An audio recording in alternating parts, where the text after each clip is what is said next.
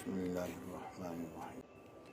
حدثنا محمد بن يوسف قال حدثنا سفيان عن عبد الملك بن عمير عن مراد بن كاتب المغيرة بن شعبة قال أملى علي المغيرة بن شعبة رضي الله تعالى عنه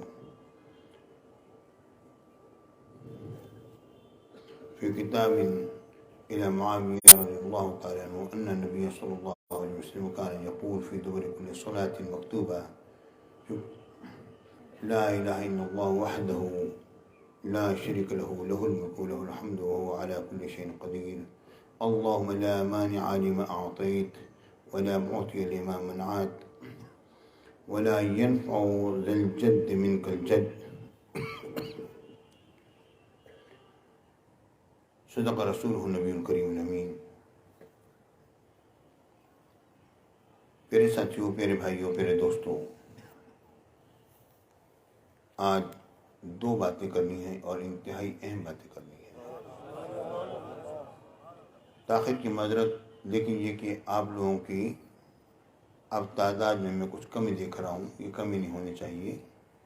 مہربانی فرمائیے آپ صحیح وقت پہ تشریف لائیں، مہربانی فرمائیں.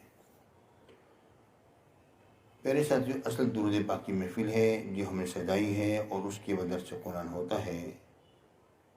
اس کی برکتیں اس کے ساتھ ہیں، اس کی برکتیں اس کے ساتھ ہیں. وہ محفل جو پہلے ہوئی، جو بعد میں آئے، وہ اس محفل سے محروم رہے. اس کی برکتیں اس کے ساتھ ہیں. پانی رکھنا ہے.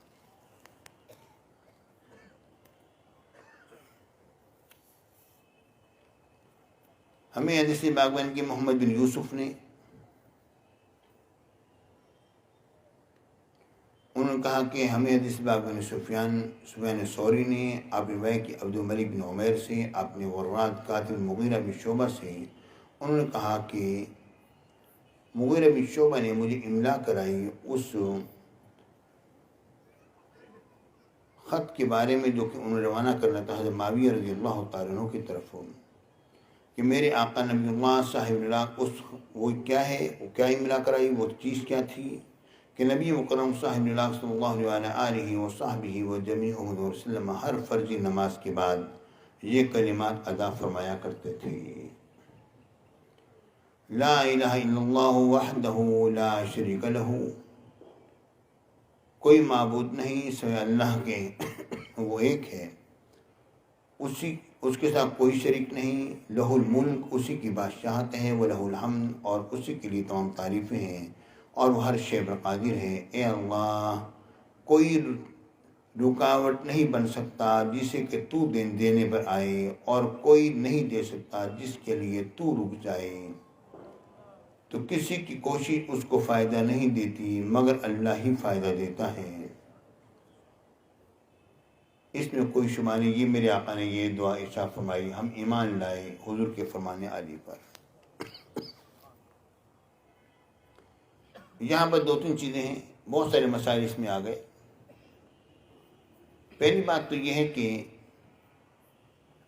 حضرت مغیرہ بن شعبہ رضی اللہ تعالیٰ عنہ حضرت معاویہ رضی اللہ تعالیٰ عنہ کی طرف خط روانہ فرما رہے ہیں، جس میں یہ لکھ رہے ہیں کہ حضرت نبی مکرم صاحب اللہ صلی اللہ علیہ وصحبہ وجمیع وسلم کان یقول، کان جب فعل مضارع پر داخل ہو تو استمرار، ماضی استمراری کا فائدہ دیتی ہے.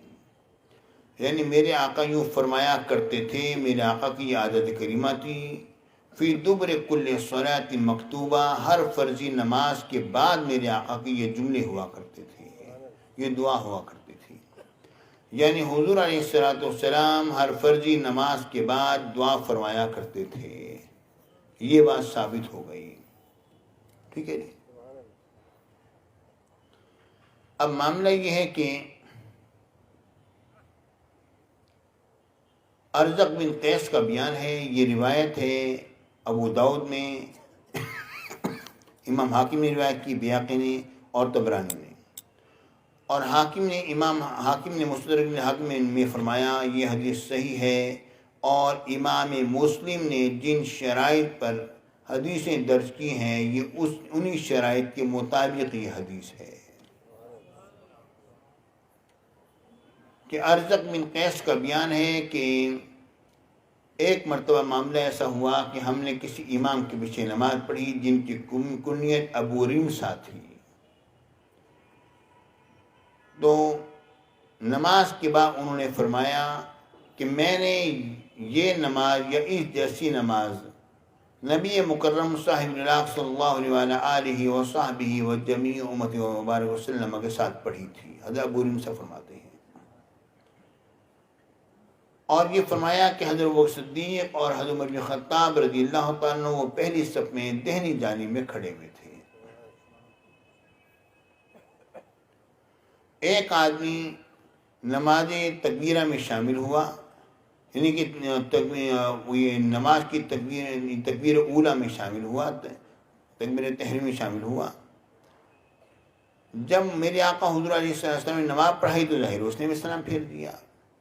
جب اس نے سلام پھیر دیا تو اور حضور علیہ السلام نے جو رخ انور کو جو پھیرا تو آقا کی رخ انور کی سپیدی سرخ و سپیدی جو ہے وہ ہم نے دیکھی. حضور نے سلام پھیرا اس طرح. سبحان اللہ. سب والے کہتے ہیں، حضرت ابو رمسا کہتے ہیں کہ ہم نے حضور علیہ السلام کے رخ انور کی سپیدی کو سرخی روسا رخ کی سپیدی کو ہم نے دیکھا. پھر حضور علیہ السلام اسی طرح مڑ کے بیٹھے جس طرح کہ میں ابو مرسا آج مڑ کر بیٹھا ہوں. یعنی حضور علیہ السلام کی یہ عادت کریمانہ تھی کہ میرے آقا نماز کے بعد مڑ کر بیٹھا کرتے تھے.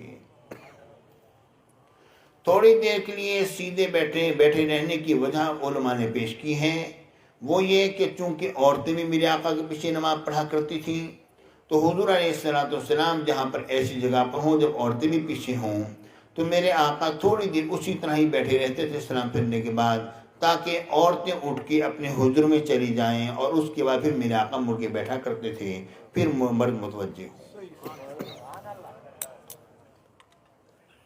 اچھا،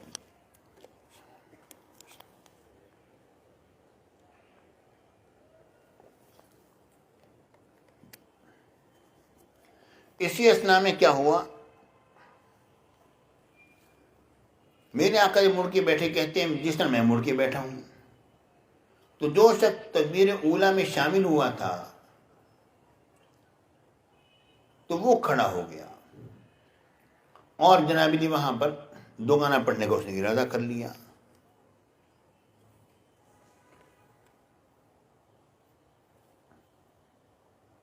اچھا، اس کا نام سے لکھو.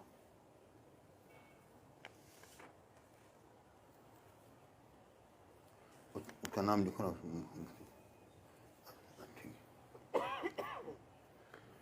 اللہ.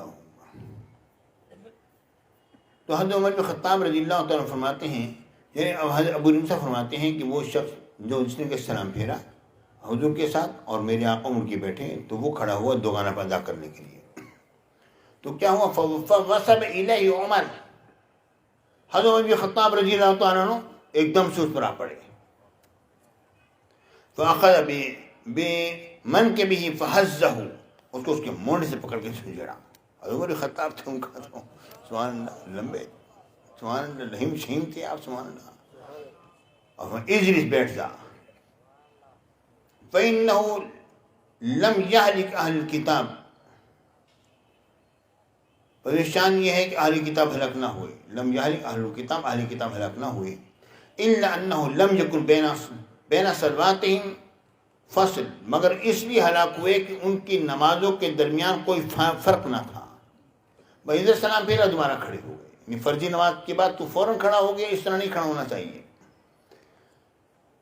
تو اس کے بعد پھر حضرت عمر، حدیث پاک میں آتا ہے فرفع النبی صلی اللہ علیہ وسلم بصرہ، حضرت عمر بن خطاب رضی اللہ تعالیٰ عنہ نے اپنی نگاہ انور کو اٹھایا، حضرت عمر بن خطاب رضی اللہ تعالیٰ عنہ کی طرف دیکھا اور میرے آقا نے فرمایا اصاب اللہ بک یا ابن خطاب، اے عمر بن خطاب آپ نے بات جو کی وہ صحیح بات کی، اللہ رب العالمین نے صحیح بات کی، آپ کو توفیق عطا فرمائی. آپ نے سے فرمایا کہ فوراً مت کھڑے ہو بلکہ جناب علی تسلی سے کھڑا ہونا ہے. اور کس طرح کھڑا ہونا ہے اب اس کے بارے میں اب باوجود توجہ فرمائیے. یہ اب ہم روایات پیش کرتے ہیں کس طرح کھڑا ہونا ہے. یعنی اس روایت سے یہ بات ثابت ہو گئی کہ میرے آقا سرکار مدینہ صلی اللہ علیہ وسلم نے اس بات کی تصدیق فرمائی ہے کہ نماز پڑھنے کے بعد فوراً نہیں کھڑے ہونا، کچھ دیر کا توقف کرنا ہے۔ اب توقف میں کیا کیا جائے گا؟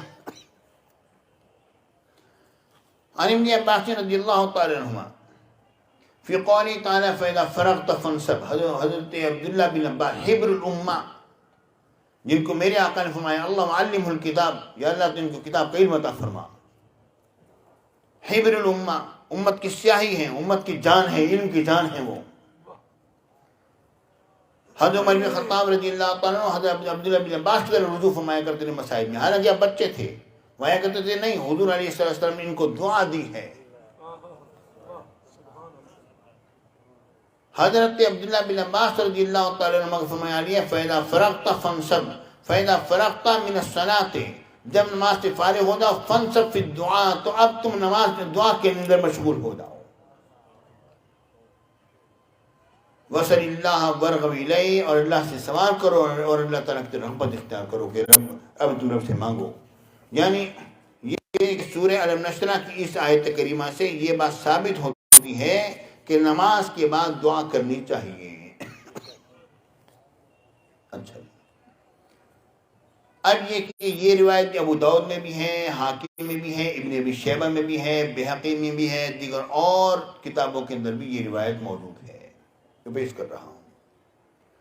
حضرت عبداللہ بن عباس رضی اللہ تعالیٰ عنہ سے روایت ہے کہ میرے آقا نبی اللہ صاحب اللہ صلی اللہ علیہ وصحبہ و جمیع محمد ورسلم نے فرمایا دیواروں کو پردوں سے نہ چھپایا کرو۔ ہم تو پردے لٹکا لیتے ہیں نا، میرے آقا نے منع فرمایا نہیں، اس طرح نہیں کرنا، دیواروں کو پردوں سے نہ چھپاؤ۔ یہ ایک الگ بات ہے کہ اگر کسی شخص نے اپنے کھڑکی کے آگے اگر پردے لٹکائے ہوئے ہیں کہ جناب علی ذرا اس کو بند کر کے اور روشنی بند کر کے انسان سو جائے اپنی سہولت کے لیے، وہ ایک الگ امر ہے، لیکن دیواروں پر پردے لٹکا دینا میرے آقا نے اس سے منع فرمایا۔ حضور علیہ السلام نے فرمایا وہ کیا زمانہ ہوگا جب کہ تم اپنی دیواروں پر پردے لٹکاؤ گے اور ایک پیالہ آ رہا ہوگا اور ایک پیالہ جا رہا ہوگا۔ اب وہی ہوتا ہے، ایک پیالہ آ رہا ہوتا ہے چائے کا، دوسرا جناب جا رہا ہوتا ہے، پھر آئس کریم آ گئی، پھر جناب فلانی چیز آ گئی، پھر فلانی چیز آ گئی، پھر قہوہ آ گیا، پھر کافی آ گئی، پھر فلانی چیز۔ میرے آقا نے فرمایا یہ قرب قیامت کی نشانی میں سے میرے آقا نے نشانی فرمائی کہ جناب میری اس طرح ہوگا، میری امت اتنا مال بڑھ جائے گا کہ پردے، اب کپڑے پہننے کے لیے مسلمانوں کے پاس کپڑے نہیں ہیں، اس کے یہ وقت آئے گا کہ لوگ جو ہیں اس طرح اپنے دیواروں کو پردے پہنائیں گے جس طرح کہ خانہ کعبہ شریف کو پردے پہنائے جاتے ہیں۔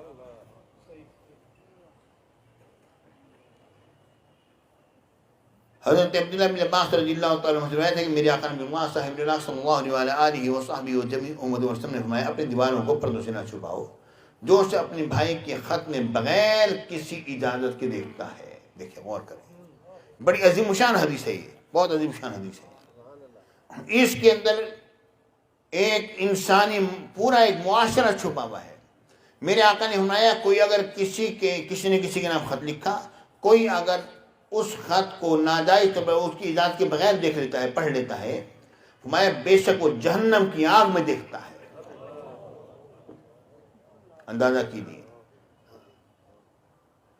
اور اللہ تعالیٰ سے ہتھیلیاں اوپر کر کے سوال کیا کرو۔ فصل اللہ ببطون اکفہا، کہ اپنے ہاتھوں کی ہتھیلیوں سے رب العالمین سے سوال کرو۔ لا تسلوا بظہورہما، اس طرح سوال نہیں کرنا، ہاتھ پڑے ہوئے ہیں بھی سوال کرو، نہیں، رب سے مانگ رہے ہیں تو اس کا یہی طریقہ ہے مانگنے کا۔ اور پھر میرے آقا نے فرمایا فَإِذَا فَرَغْتُمْ، جب تم فارغ ہو جاؤ، فَامْسَحُوا بِهَا وُجُوهَكُمْ، تو ایسی صورت میں انہیں تم مس کرو اپنے چہروں سے، اس طرح پھرو۔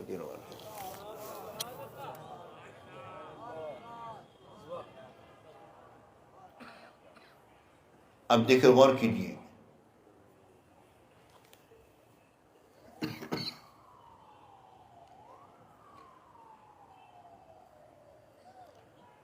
میرے آقا رسول اللہ صلی اللہ علیہ وسلم جمیع امت وسلم کے ساتھ ایک صحابی نے فجر کی نماز پڑھی، کہتے ہیں صلیتم علی رسول اللہ الفجر سلم الحرف، حضور علیہ السلام نے جب نماز پڑھی فجر کی تو میرے آقا نے سلام پھر، اور ایک طرف ہو کر میرے آقا نے کیا کیا، ایک طرف ہو کے بیٹھ گئے، یعنی کہ جس سے سیدھے نہیں بیٹھے، ایک طرف ہو کے بیٹھ گئے۔ پھر کیا ہوا، ورفع یدیہ ودعا، میرے آقا نے اپنے ہاتھوں کو اٹھایا اور دعا فرمائی. یہ فرض نماز کے بعد کی دعا ثابت ہوتی ہے، کیونکہ حضور علیہ السلام کا اس طرح نوافل کی جماعت کرانا بہت کم مواقع پر ہوا جب کسی نے کسی کو میرے آقا کو بلایا ہو اور اس موقع پر کہا حضور ہمارے گھر میں تشریف لائیں کہ جناب میں اپنے گھر میں اس جگہ کو برکت کے لیے بنا لوں، آپ تشریف لائیں. تو میرے آقا نے اس جگہ پر ان نوافل پڑھائے. ورنہ ایک صحابی یہ کہتے ہیں صلیت مع رسول اللہ صلی اللہ علیہ وآلہ وسلم، اور یہاں پر کلمہ موجود ہے. کون سی نماز پڑھی؟ الفجر، فجر کی نماز میرے آقا کے ساتھ پڑھی میں نے. سلمہ، میرے آقا نے سلام پھیرا.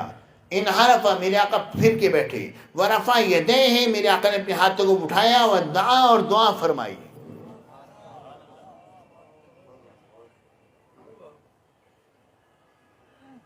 اچھا جی، اب اس پر یہ کہنا حدیث ضعیف ہے.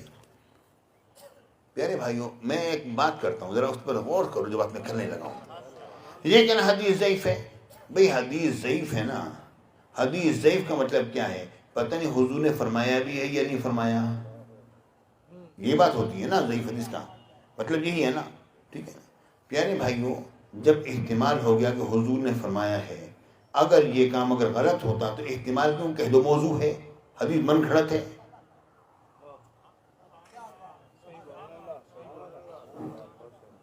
یہ بھی نہیں کہتے کہ حدیث موضوع ہے، من گھڑت ہے.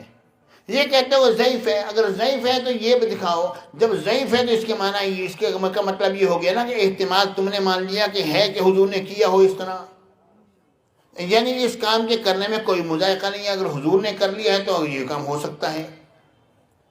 ٹھیک ہے نہیں. جب وہ کر لیا ہے تو پیارے بھائی احتمال پائیں گے تم بھی کر لو. اور حدیث پاک میں آ گئے اور اللہ تعالیٰ سے مانگنے کی بات ہے. اب اس پر میں ابھی آخر میں بات کروں گا، ذرا توجہ فرمائیے گا. حضرت محمد بن یحییٰ نے کہا کہ میں نے حضرت عبداللہ بن زبیر بن عوام رضی اللہ تعالیٰ عنہ کو دیکھا. سبحان اللہ. عبداللہ بن زبیر بن عوام کون ہے؟ میرے آقا نے فرمایا ہر نبی کا کوئی نہ کوئی حواری ہوتا ہے. وہ حواری عبداللہ بن زبیر، اور میرے حواری جو ہیں، میرے ساتھی جو ہیں، کون ہے؟ عبداللہ، میرے ہمراز، میرے ساتھی عبداللہ زبیر بن عوام ہیں. ان کے ساتھ حضرت عبداللہ بن زبیر سیدنا صدیق اکبر رضی اللہ تعالیٰ کے نواسے. کہتے ہیں میں نے حضرت عبداللہ بن زبیر بن عوام رضی اللہ تعالیٰ عنہ کو دیکھا اور انہوں نے ایک آدمی کو ہاتھ اٹھائے دعا مانگتے ہوئے دیکھا. ایک آدمی نے ہاتھ اٹھائے ہوئے اور دعا کر رہا ہے، اور ابھی اس نے نماز سے فراغت نہیں کی. یعنی کہ ہم پڑھتے ہیں اللہم ربنا آتنا فی الدنیا یا رب اجعلنی مقیم الصلاۃ، یہ دعائیں جو پڑھتے ہیں، اس نے نماز کے اندر ہی ہاتھ اٹھا کے دعا کرنا شروع کر دی. جب یہ بات ہوئی تو انہوں نے کیا کیا؟ سبحان اللہ. حضرت عبداللہ بن زبیر رضی اللہ تعالیٰ عنہ نے فرمایا نبی کریم صلی اللہ علیہ وسلم لم یکن یرفع یدیہ حتی یفرغ من صلاتہ، میرے آقا اس وقت تک ہاتھ اٹھا کے دعا نہیں کرتے تھے جب تک کہ نماز میں سلام نہ پھیر دیں. ثابت ہو گیا کہ میرے آقا نماز کے بعد ہاتھ اٹھا کے دعا کیا کرتے تھے.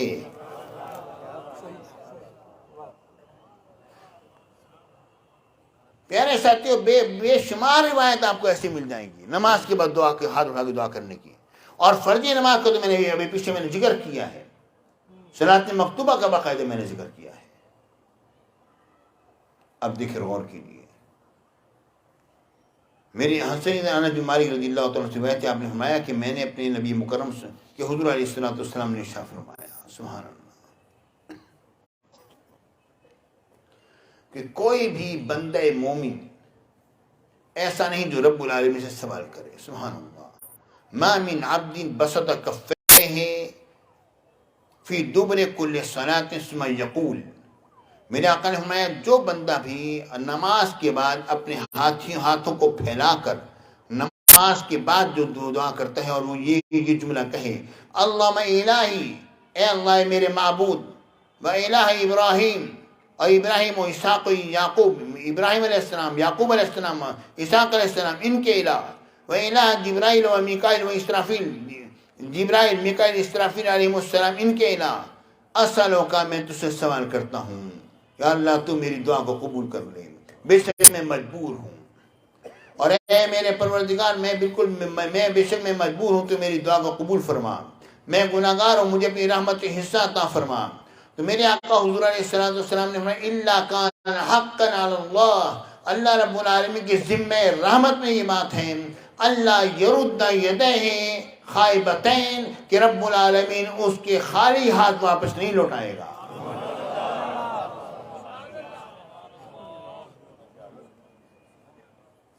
اللہ یرد یدہ ہے، اس کے دونوں ہاتھوں کو خالی، یدہ کی کلمات آ رہے ہیں، ہاتھوں کو خالی نہیں لوٹائے گا۔ مطلب یہ ہے کہ نماز کے بعد دعا کرے، انسان ہاتھ اٹھا کے دعا کرے تو رب العالمین، پیارے بھائیوں، ایک عام جو سخی ہے اس کے سامنے جب کوئی منگتا آ کے ہاتھ پھیلاتا ہے اس کو بھی حیا آتی ہے کہ خالی لوٹا دوں، تو رب کیسے ہمارے ہاتھ، رب ہمارے ہاتھوں کیوں خالی لوٹائے گا؟ پیارے ساتھیو دیکھو غور کرو، حضرت انس بن مالک رضی اللہ تعالیٰ بیان کرتے ہیں کہ میں نے رسول اللہ صلی اللہ علیہ وآلہ وجمیع محمد وسلم کے ساتھ، سبحان اللہ، یہ حدیث سے ساری خوبصورت ہیں، اس حدیث کا الگ رنگ ہے۔ عن انس بن مالک رضی اللہ تعالیٰ عنہ قال خرجت مع رسول اللہ صلی اللہ علیہ وسلم من البیت الى المسجد، کہتے ہیں کہ میں گھر سے اور حضور علیہ السلام کے ساتھ مسجد کی طرف روانہ ہوا۔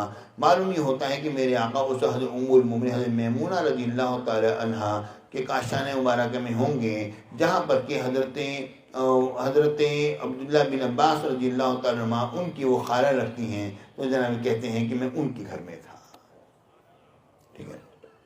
تو گھر سے مسجد کی طرف آئے، وقوم فی المسجد، اور ایک قوم مسجد کے اندر رافعی ایدیہم، انہوں نے اپنے ہاتھوں کو بلند کیا، یدعو اللہ، اللہ تعالیٰ سے دعا کر رہے تھے۔ تو میرے آقا رسول اللہ صلی اللہ علیہ وسلم نے فرمایا حل تری ما اری بے ایدی القوم، اے انس بن مالک کیا آپ دیکھ رہے ہیں جو کچھ کہ میں دیکھ رہا ہوں ان ہاتھ اس قوم کے ہاتھوں میں، جو چیز میں دیکھ رہا ہوں؟ تو وہ کہتے ہیں، میں نے عرض کیا رسول اللہ ما تری فی ایدیہم، حضور آپ ان کے ہاتھوں میں کیا دیکھ رہے ہیں؟ میرے آقا نے فرمایا نور، میں نور دیکھ رہا ہوں۔ تو یہ حضرت انس بن مالک رضی اللہ تعالیٰ بچے تھے، حضور کے ساتھ تھے، 10 سال کی عمر میں خادم بن گئے تھے۔ تو کہتے ہیں میں نے عرض کیا یا رسول اللہ، حضور میرے دعا میں اللہ تعالیٰ وہ نور مجھے بھی دکھا دے۔ میرے آقا حضور علیہ السلام نے دعا فرمائی، کہتے ہیں دعا فرمائی، فرأیتہ، میں نے اس نور کو دیکھا، فقال یا انس، میرے آقا نے فرمایا اے انس استعجل بنا، ذرا جلدی آؤ، حتی نشرک القوم، یہاں تک کہ ہم قوم کے ساتھ دعا میں شامل ہو جائیں۔ فَأَسْرَعْتُ مَعَ النَّبِيِّ صلی اللہ علیہ وسلم فَرَفَعْنَا أَيْدِينَا، ٹھیک ہے نا، ایدینا، کہتے ہیں کہ میں نے نبی مکرم صلی اللہ علیہ وسلم کے ساتھ بڑی جلدی کی اور ہم نے اپنے ہاتھوں کو اٹھا دی پر دعا کرنے لگ گئے۔ اس حدیث پاک کو تو امام بخاری نے اپنی تاریخ ذکر کیا ہے، یعنی نماز کے بعد ہاتھ اٹھا کے دعا کرنا اس کی بڑی برکت ہے، اور ہاتھ اٹھا کے دعا کرنے سے ہاتھ میں نور آتا ہے، اللہ رب العالمین کو قبول فرماتا ہے۔ میرے بھائیوں اب دیکھیے، غور فرمائیے، اس پر یہ بات کہہ دینا کہ نہیں جناب وہ حضرت انس بن مالک رضی اللہ تعالیٰ نے فرمایا کہ حضور علیہ السلام نماز استسقاء ہی میں ہاتھ اٹھا کے دعا کیا کرتے تھے۔ میرے بھائیوں بات اصل میں یہ ہے کہ جو ان کے فرمان علی کا مقصد ہے وہ آپ سمجھے نہیں، اس سے یہ نہ سمجھنا کہ وہ ہاتھ اٹھا کے اس روایت میں آتا ہے کہ آپ میرے کہ رفع یدیہ، میرے آقا ہاتھوں کو اتنا بلند کیا کرتے تھے اس کام میں، حتی یرا بیاض ابطیہ، میرے آقا کے بغل مبارک کی سفیدی تک نظر آتی تھی، اس طرح ہاتھ بلند کیا تھا۔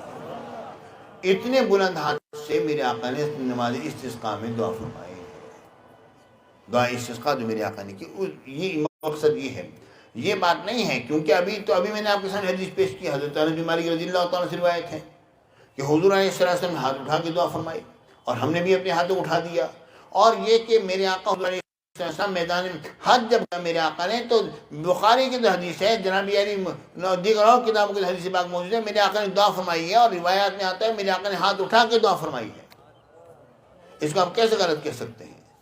اور اس پر ایک بات غور سے سن لیجیے پیارے ساتھیوں،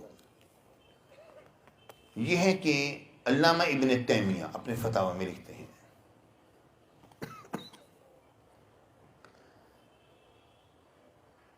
کہ حضور نبی اکرم صلی اللہ علیہ وسلم ہاتھ اٹھا کر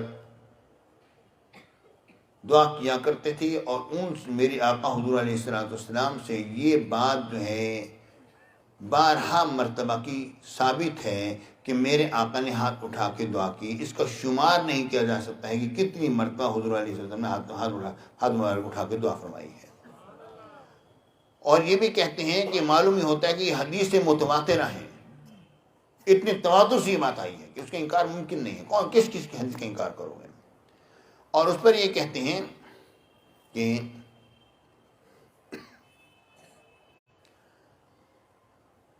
اگر کوئی شخص یہ کہتا ہے کہ حضور علیہ السلام نے ہاتھ اٹھا کے دعا نہیں فرمائی، تو یہ جو چیز منقول ہے یہ تو سنن متواترہ کی بھی خلاف ہے، اور انسانی فطرت کی بھی یہ بات خلاف ہے۔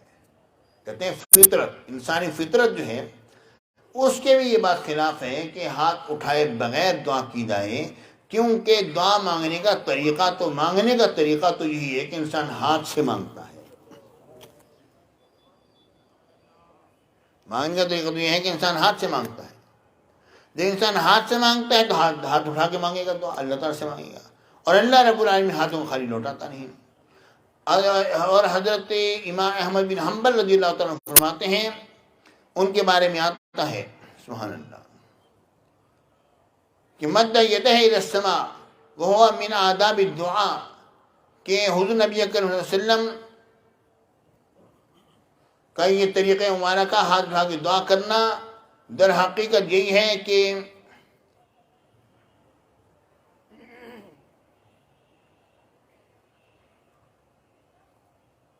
مد یدہ الی السماء کے بلند کیا اس شخص نے اپنے ہاتھوں کو آسمان کی طرف، وہ من آداب الدعاء، اور یہ آداب دعا کے طریقوں میں سے ہے، اور یہی وہ چیز ہے جس کے سبب سے امید کی جاتی ہے کہ دعا جو ہے وہ قبول کی جائے گی۔ پہلے بھائی آداب دعا ہوتے ہیں، دعا کے آداب یہی ہیں کہ انسان ہاتھ اٹھا کے مانگتا ہے۔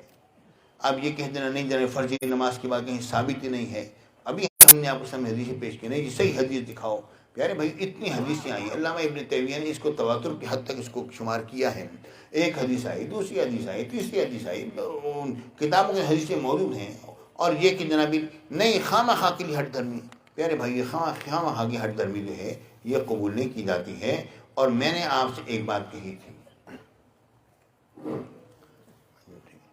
میں نے آپ سے یہ بات عرض کی تھی کہ ہم اہل سنت کا موقف جو ہے بڑا سچا اور حق موقف ہے، اور جس باقی جتنے بھی ہمارے ارد گرد کے فرقے وغیرہ ہیں تمام کے تمام اگر ان میں جو صحیح علماء ہیں جب وہ غور کرتے ہیں تو ہمارے ہی موقف کو اختیار کر لیتے ہیں۔ ٹھیک ہے نا جی، وہ جانتے ہیں کہ بھئی یہ موقف جو صحیح علماء ان کے ہیں وہ ہمیں غلط نہیں کہتے۔ اب اس پر آج میں نے ایک کلپ سنا، مجھے قاری رفیق سعیدی صاحب نے کلپ سنایا، وہ ان کے بہت بڑے مفتی ہیں، مفتی زرولی خان بہت بڑے مفتی ہیں ان کے، ان کا ایک کلپ آیا بڑا زبردست قسم کا، اور یہ بہت دبنگ آدمی ہے ان کا، دیوبندی حضرات کا بڑا دبنگ آدمی اور بڑا ٹھیک ٹھاک عالم ہے، یہ چھوٹا موٹا آدمی نہیں ہے، یہ بہت بڑا ان کا بہت بڑا عالم ہے، ان کا بہت بڑی شخصیت ہے، اس کا بڑا نام ہے زرولی خان۔ ہاں پیارے بھائیو، انہوں نے یہ بات لکھی ہے کہ دعات کی جگہ زوات پڑھنا یہ کلمہ اجنبیہ ہے۔ فقہا کہتے ہیں کہ زوات کی جگہ زوئے پڑھنا، دعات کی جگہ زوئے پڑھنا یہ کلمہ فحش ہے۔ اور اس پر انہوں نے بات یہ بھی فرمائی، کہتے ہیں علامہ گنگوہی صاحب نے فتاوی رشیدیہ میں لکھا ہے کہ پور دال پڑھیں، دعات پڑھیں، زوا نہ پڑھیں، زوئی نہ پڑھیں۔ اور یہ کہ کہتے ہیں محتاط لوگوں نے کہا ہے کہ جس نے دعات کی جگہ زوا پڑھا نماز فاسد ہو جاتی ہے، اگر یہ عقیدہ بھی ہو کہ زوات کی جگہ زوئے ہی پڑھنا ہے تو کافر ہو جائے گا۔ یہ میں نے بات کی، میں ان کی بات آپ کلپ سن لیں ان کا، آپ نکالیے پیارے بھائیو، غور کیجیے۔ یعنی دعات کی جگہ، اور فرماتے ہیں وہ کہ وہ وقت ذرا یاد کرو، کہتے ہیں میں جب ایک مدرسے میں گیا جہاں پر کہ 50 کلاسیں لگتی ہیں، وہاں پر جب میرے سامنے جب آئے تو جناب علی میں نے کہا بھئی تم زوئے پڑھو گے، تو انہوں نے اپنے طلباء کو سکھا دیا کہ حضرت کے سامنے جو ہے وہ دعات پڑھنا ہے، جب چلے جائیں پھر زوئے شروع کر دینا. اور فرماتے ہیں یہ انہوں نے کیا بات فرمائی تھی، غور کرے. مفتی زروری خان فرماتے ہیں، کہتے ہیں کہ وہ جب کہ وہ وقت یاد کرو جب کہ تم لوگوں نے باہر کے بڑے بڑے قراء کو بلایا تھا، اور بلانے کے بعد جنابی انہوں نے قرات کی، اور جب تمہارے قاری جب پہلے آئے اور انہوں نے زوئے پڑھا تو اٹھ کے جانے لگے کہ ہمارے سے غلط قرآن نہیں پڑھا جائے گا. تو قرآن کے پڑھنے کے ماہر مصر والے ہیں وہ دعات کہتے ہیں، اور قرآن نازل ہوا ہے مکہ و مدینے میں وہ پک کے دعا دی ہے، غیر المغضوب علیہم ولا الضالین. تو دعات کی جگہ زوات کلمۃ اجنبیۃ، ایک پرایا کلمہ ہے جو قرآن میں ڈالا جا رہا ہے. ملا علی قاری نے اور بہت سارے اکابر نے دعات کی جگہ زوات کہنے والے کی نماز کو فاسد کہا ہے، اور اگر اس نے اس ارادے سے ہی پڑھا کہ یہ حرف زواد ہی ہے تو کفرہ وسوار مرتدا وبانت امرأتہ عنہ. نہ جانے کہ اہل حق میں یہ مرض کہاں سے آیا ہے. فقی الہند اور محدث الہند مولانا رشید احمد گنگوئی سے کئی سوالات ہوئے. ایک سوال کے جواب میں کہتے بہرحال پر دال پڑھا کرے، دعاد دعاد دعالین مغضوب ضلال مبین. یہ